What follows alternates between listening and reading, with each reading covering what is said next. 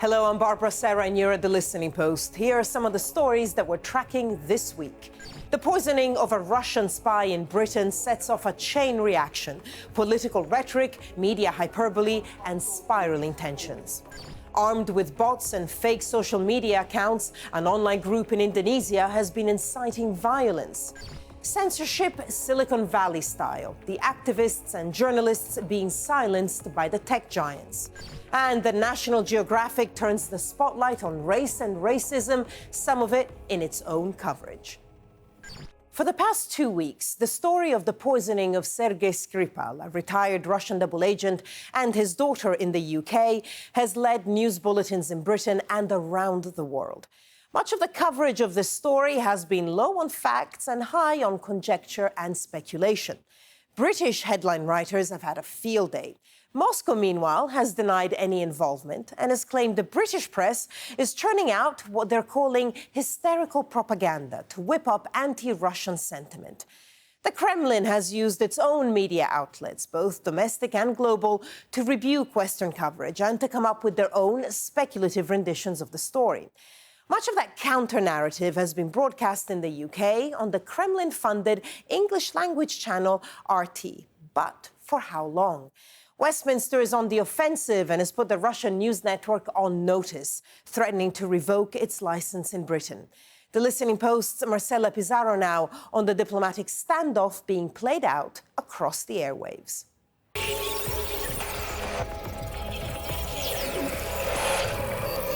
And so this appears to have been a has announced a state-sponsored series of measures to retaliate against Russia. Despite the growing tensions between the UK and Russia, when it comes to hard facts about the poisoning of Sergei Skripal and his daughter in the town of Salisbury, we are none the wiser.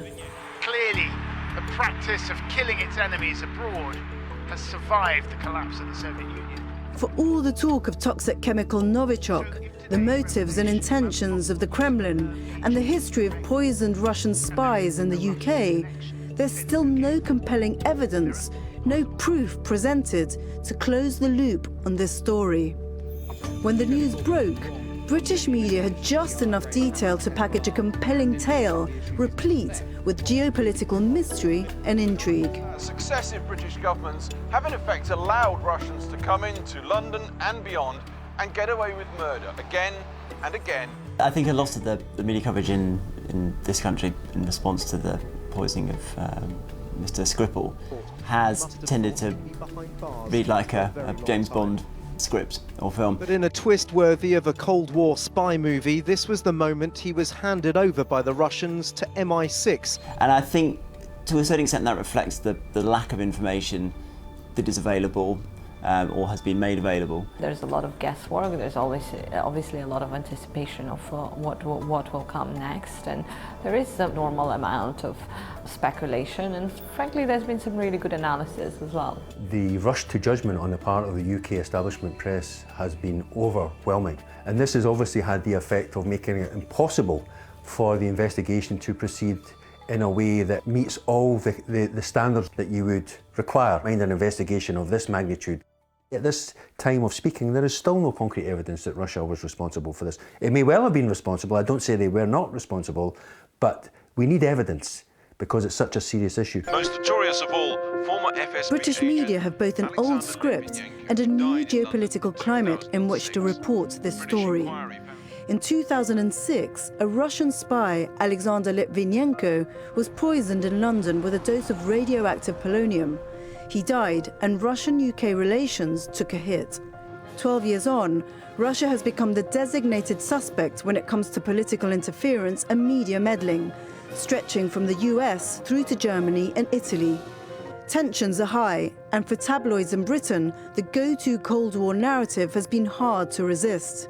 Reporting may be more restrained in the broadsheets and the broadcasters, but the tone of that coverage has had an air of establishment groupthink.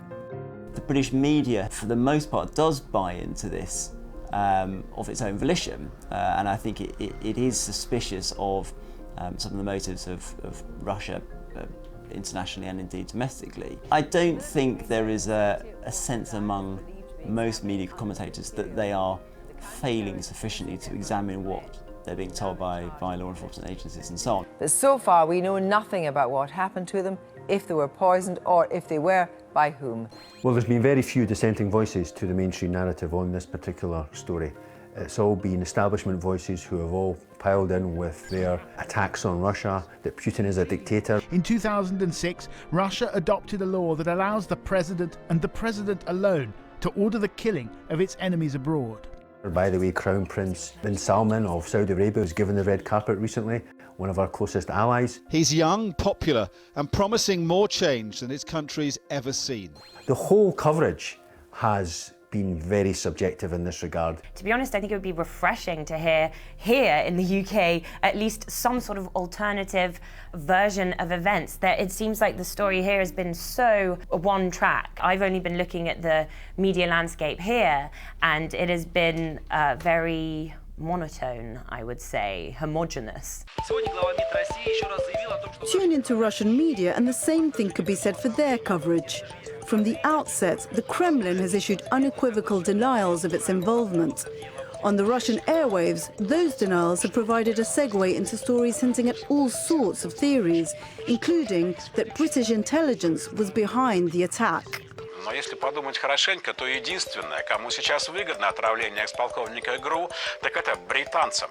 Просто для того, чтобы подпитать свою русофобию. Leading the effort, I think the kind of overarching tone of it from the big stars of the Russian media, such as Kisilov, it's typical. There's nothing surprising about it. This is exactly what they do every time Russia is under scrutiny. It's this kind of mockery and skepticism. Как источник Скрипаль уже весь выжат и выпотрошен, мало интересен, но как отравленный полезен и очень. Mockery, first of all, of the West and of the way that the West is dealing with the problem, and this skepticism about the West. Well, Russian media is playing to its own people, and the anti-Western sentiment which is growing in Russia. There has been extremes on both sides, and this is what I mean when we come out with these speculative attacks on Russia. Vladimir Putin ordered the assassination of this traitor on British soil. Then the Russians are going to react. Что и как говорила накануне в парламенте Тереза Мэй за рамками дипломатии. In this flurry, this miasma of claim and counterclaim, people are whipped up to accept this kind of enmity as the new normal. Away from the newsrooms and TV studios, the Russian embassy in the UK has provided its own commentary, complete with media critique, via its Twitter feed. The UK government hasn't engaged with those provocations. It's focused instead on RT, the Kremlin-backed channel that broadcasts around the world and has offices in London. Ofcom, Britain's broadcast regulator, issued a statement on the 12th of March announcing that RT was on its radar. To be threatened with having our broadcasting license revoked as a result of this diplomatic standoff, as a result of this political row, I think is incredibly shocking. I find it incredibly ominous. The likely response, if that were to happen, would be reciprocal measures, as they are called, from Moscow. I just think it's leading us down a path that can't be any good, both for the freedom of the press in Russia as well. I want the BBC to work there, and I want RT to be able to work here. Order. On the 14th of March, Prime Minister Theresa May ordered 23 Russian officials out of the UK. And I continue to believe it is not... For a government facing a daily onslaught from the British media over its prevarication over Brexit, this is a story that projects leadership and clarity. The Prime Minister has announced a series of measures to retaliate against Russia for a few news cycles at least. In Russia, with a presidential election underway, the saga has provided useful material to pit the country against the West. In the din of it all, possibly because of it, rhetoric has intensified, tensions have escalated. We've missed the call for diplomacy within the mainstream media, leading journalists and columnists. We've missed the dissenting voices that actually ask the hard questions that need to be asked about this case and about our relations with Russia. Where are they? Where are these Keynesian voices that refuse to be dragged along by the tide of prevailing orthodoxy. If you're asking me, is the Russian media adding to the debate? No, I think the Russian media is poisoning the debate by devaluing the truth, by making facts questionable, and by saying that everything can be questioned. Speculation, spin, and increasing suspicion on both sides. That's the climate in which this diplomatic standoff is being reported. And as the consensus solidifies, the space, the time for questions and alternative perspectives gets pushed to the margins.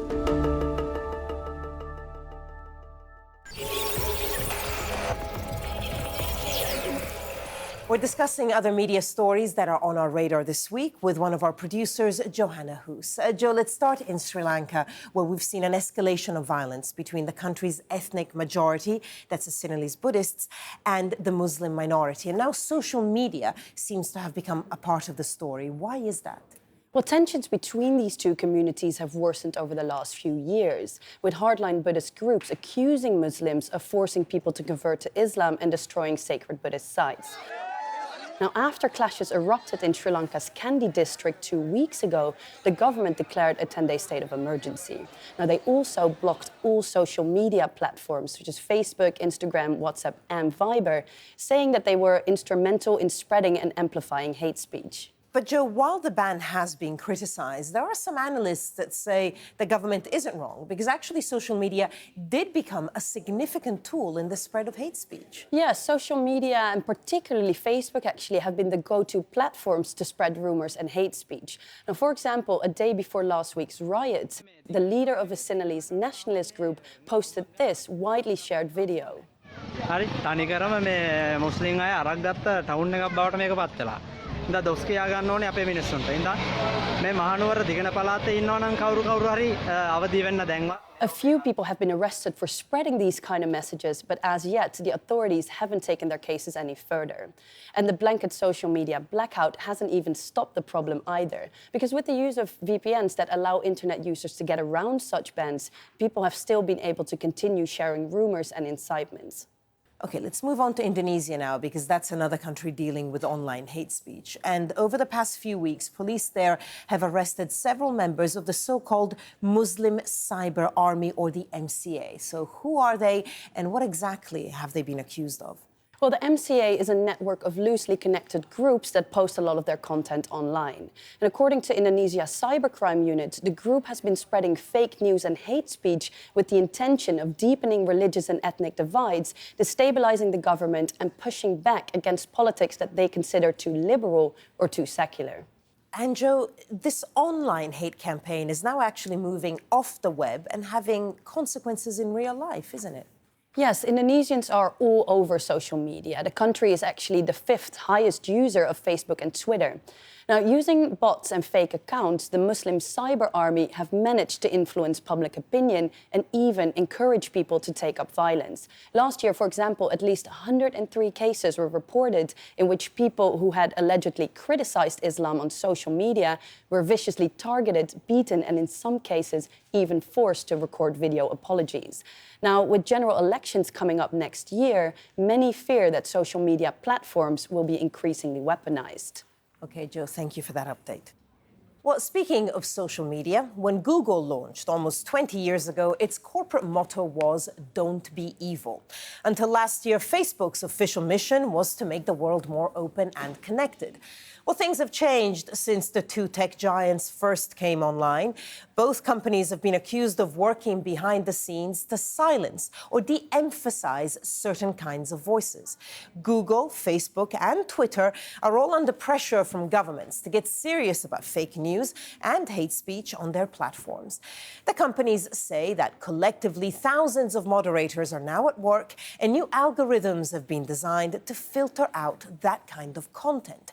But that opens up a whole new can of worms, a new set of questions about who gets to decide what we can or cannot see on the internet. The Listening Post's Meenakshi Ravi now on how the tech giants are policing their platforms and whether what they're doing amounts to a new kind of censorship.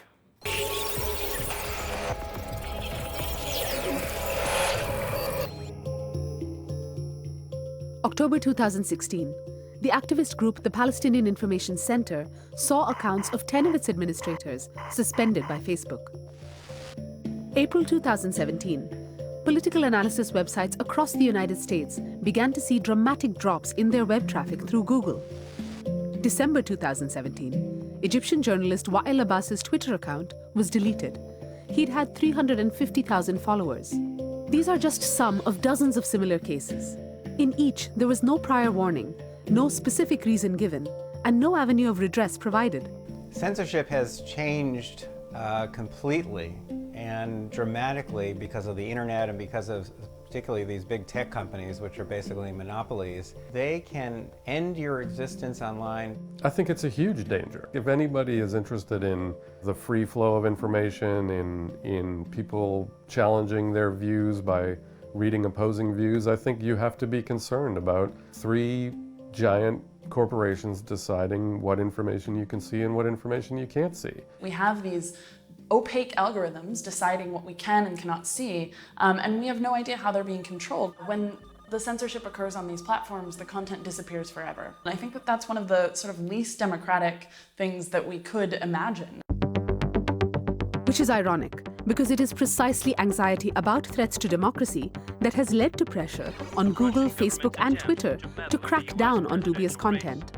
An entire army of automated Twitter bots and trolls. Your social media feed may have been part of Russia's interference in the election.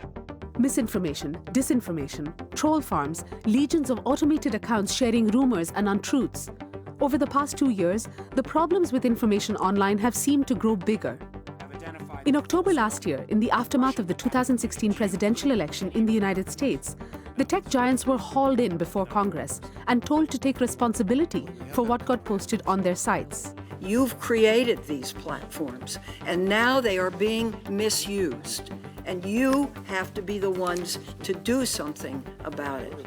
In Germany, a new law imposes fines of up to 50 million euros if social media sites fail to remove hate speech or fake news within 24 hours.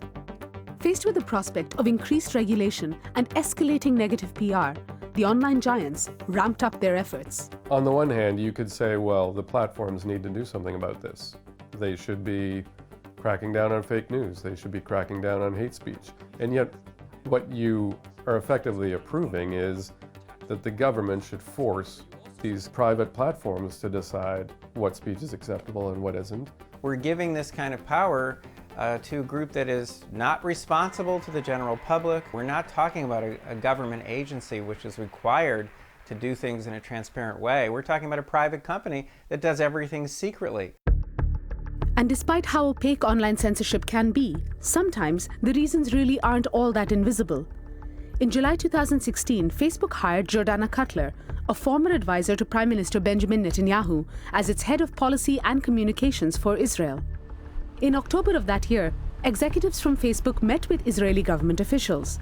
Soon after, numerous Palestinian activists found their accounts suspended for, quote, violating Facebook's community standards. Israel's justice minister declared this a victory. לפני שנה הייתי אומרת שקיבלנו ככה, השיתוף פעולה הייתי אומרת היה עומד על 50%, 50% ממה שביקשנו היה מוסר. היום פייסבוק מסירה כבר 95% מהתכנים שאנחנו מבקשים. Well, it's completely hypocritical because first of all, we know, as Facebook has admitted, that accounts were erased at the request of the Israeli government, number one. And number two, they've done nothing to efface right-wing Israeli incitement against Palestinians, which is far more virulent and bloodthirsty and racist than anything that's been posted on those Palestinian sites. We put these allegations to Facebook. Although they didn't respond to our specific questions, they sent a statement. We will protect and work with all the different communities on Facebook, whatever their race or religion. Facebook's community standards make it clear that hate speech, violence, and direct threats are not allowed, and we apply significant resources to ensure this. We have to remember that these are all for-profit corporations whose main goal is to make money, please their shareholders and their advertisers. And so when these companies are faced with pressure from powerful governments, they're of course going to do whatever they can to ensure that they don't get blocked there. There's never been a company like Facebook before. There's never been a quote-unquote media entity that effectively controls the way that people get their information for billions and billions of people. So even if they're only censoring a tiny proportion of the accounts on Facebook, that's still larger than any traditional media entity has ever controlled. The one tech company that can rival Facebook for size is Google. The search engine dominates more than 75% of web searches worldwide. In April 2017, Google announced Project OWL, a new set of guidelines for the company's 10,000 plus moderators to flag, quote, low-quality content to be demoted through the search algorithm. In some quarters, there's concern about how subjective and vague these assessments can be. In the months after Project OWL's launch, a number of alternative political analysis websites reported dramatic reductions in web traffic coming from Google searches. The website I write for, TruthDig, we began to see a precipitous decline in referred traffic. Referred traffic in January of 2017 was about 721,000. By December of that year, it was down to about 240,000. Sites such as Alternet, Consortium News, the World Socialist website, all saw their traffic drop by over 70%. What Google did there led to what I would consider to be censorship of lots of websites, both on the political left and the political right. Google has the power to influence opinions and votes and purchases without anyone knowing that they're doing so. That's power. Google's response to these allegations has been one of silence, including to our own request for comment. It is undeniable that the online giants are under pressure to stop fake news and hate speech on their platforms. Facebook is making it much easier to report hoaxes and mark news as fake. However, critics say that the dragnet they have cast for content to delete or demote is far wider, catching legitimate voices at the margins. And people are puzzled when they compare what's been taken down with what's been left up. Egyptian journalist Wael Abbas had used his Twitter account to expose the excesses of his government. But Twitter suspended Abbas last December. When we asked them why, Twitter said they don't comment on individual accounts for privacy and security reasons. I've been in touch with Wael Abbas about this, and his is a really interesting case because it seems that what he had done wrong here is he was using profanity and insults against some of the people that he politically disagreed with. And we see this all the time. We see users who are going up against Nazis, people who are advocating for genocide, and rather than the white supremacist being taken down, it's the person who goes up against them and calls them names. And in this case, the protagonists were a little bit different, of course, but it was nevertheless the same kind of story. I think the risk is if all of these companies are applying what they call high quality or authoritative filters, they're going to wind up with an incredibly small and narrow group of sort of traditional mainstream media names, and that's going to effectively entrench those outlets, and other sites that do have things that might be worth it for people to read or hear about or think about will never be seen. And finally, it's not often a centuries-old magazine has a viral moment, but this past week, National Geographic was racking up the clicks. The magazine has devoted its latest edition to the topic of race, and it began its deep dive with a close look at its own archives. As the editor-in-chief wrote, it hurts to share the appalling stories from the magazine's past, but we thought we should examine our own history before turning our gaze to others. Well, what the magazine found was a history of images and captions representing ethnicities from around the world in shockingly racist ways. Sticking by its commitment to own up to the mistakes of its past, the magazine has posted much of the material online. We'll leave you with some of those images, and we'll see you next time at The Listening Post.